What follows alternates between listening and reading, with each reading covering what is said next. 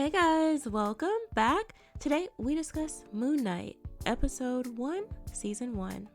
It was back in 2020 that I expressed concern about this show because of Jeremy Slater being at the helm.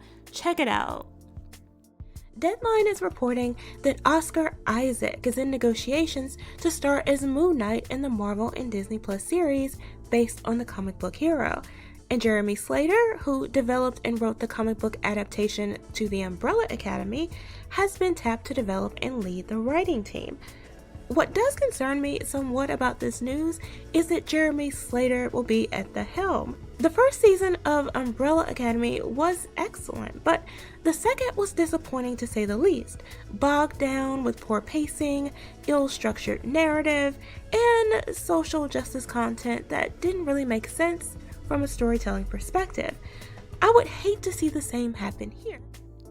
And it turns out I was right. Despite my excitement for the show solely based on Oscar Isaac being tapped for the lead role, it appears my fears about its direction due to those attached to it have been completely validated.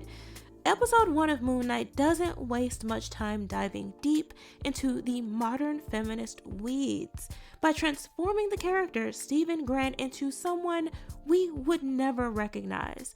Aside from his love of knowledge in Egyptian art and history, Grant is a complete pushover to his neighbor, talked down to by his boss at work, his clothes don't fit properly, and he's apparently new to having a girlfriend.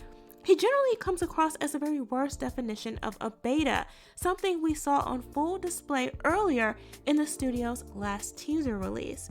And before you say, no,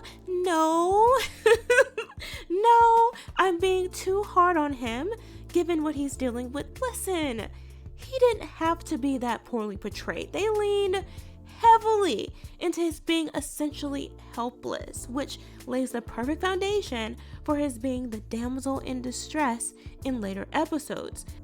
Grant is portrayed in the comics as someone altogether different, a wealthy and stylish investor, an entrepreneur, a philanthropist. His existence serves a purpose. His other, we'll say, personality, Mark Spector, who were also introduced briefly in this episode, is in the comics an athlete and trained fighter.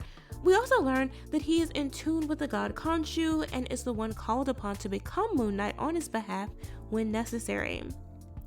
We're also introduced to the villain in this series in this episode, Arthur Harrow. A minor character in the comic, his counterpart is portrayed in name only by Ethan Hawke.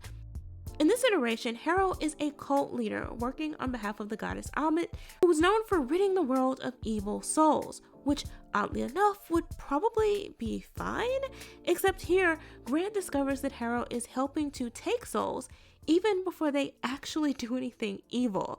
Harrow recognizes Grant and threatens his life, and that's where the switcheroo begins. And how the switches occur solely from Grant's perspective mean there isn't any real action because he isn't participating, because he doesn't know or remember what his other personality is doing. Later that evening, Grant discovers Spector's stash. This leads to a confrontation of sorts between the two, but no real conversation.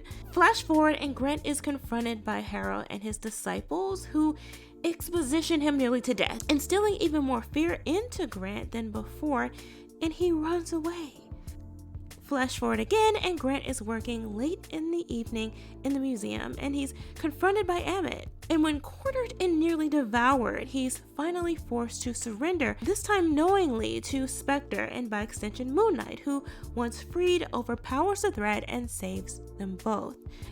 Well, I did enjoy aspects of Isaac's performance, and Hawke wasn't terrible either. He worked with what he had. There wasn't much about the story itself I found interesting, at least so far. The dialogue was boring, basic at best, which is sad considering how complex and downright cool the character of Moon Knight actually is. I can't even say much about the cinematography since the most dramatic scenes were not even particularly well shot. Lastly, I can't ignore the fact that both lead characters began as redheads. It would have been pretty cool to see these bright red-headed male leads in the series fighting it out in some scenes, but unfortunately, Hollywood hates redheads. Hashtag ginger erasure. But overall, I have to say I didn't hate this episode. It wasn't the worst of all of the things Marvel has put out so far, but it also didn't live up to my expectations. I have to say I'm a bit disappointed. I'm still hopeful for reasons I don't understand. But hey, those are my thoughts. Let me know what you guys think in the comments below. Thanks for watching. Remember to like, comment, share, and subscribe, and I'll see you next time.